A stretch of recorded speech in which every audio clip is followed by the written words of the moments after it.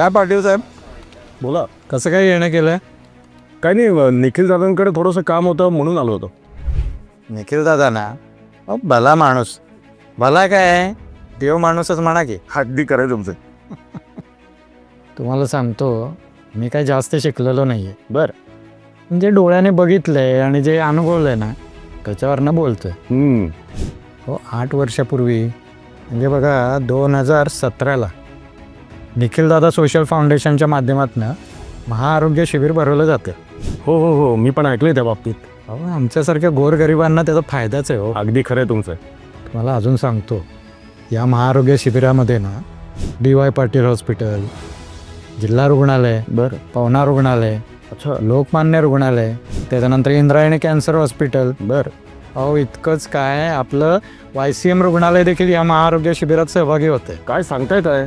मी तर ऐकलं की आजपर्यंत त्या शिबिरात जवळपास 3000 लोकांवर मोफत उपचार झालेत. अहो, माझ्या आईला गोळ्या औषधं देखील मिळाली आणि त्याबद्दल निखिल दादांनी 1 रुपया देखील घेतला नाही. आणि माझ्यासारख्या जवळपास 4,000 लोकांवर मोफत उपचार झालेत. आणि तुम्हाला सांगतो महत्त्वाचं की करोनाच्या काळात जी लसीकरण मोहीम त्यांनी राबवली ना, त्यामुळेच आज मी इथं उभा आहे. हो, तुम्हाला आमच्या तात्या माहिती आहेत ना. हो. अहो, त्यांचं ऑपरेशन पण याच शिबिरात झालं. काय सांगताय? तर बरं. अहो, एवढंच नाही, त्यांना चष्मा सुद्धा मोफत मिळाला. 700 जणांना एकूण चष्मे फुकट मिळाले. काय सांगताय काय? हो तर. बरं. अहो, निखिल दादानी आमच्या वस्तीतल्या 30 मुलांना 2 लाखाचे इन्शुरन्स काढलेले आहेत. अरे वा. याच्या उपर आहे का, 300 मुलांनी रक्तदान शिबिरामध्ये रक्तदान केलं.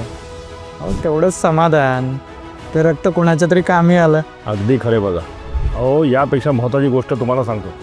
निखिल दादांनी 3 लहान मुलांवर हृदय शस्त्रक्रिया करून दिली आहे महात्मा फुले जन आरोग्य योजनेतून, आणि तीही अगदी मोफत. आज 30 लहान मुलं चांगली हसतायत, खेळतायत, बागडतायत. आणि याचं सगळं श्रेय जातं ते आपल्या निखिल दादांना. नातं विश्वासाचं, उद्दिष्ट विकासाचं.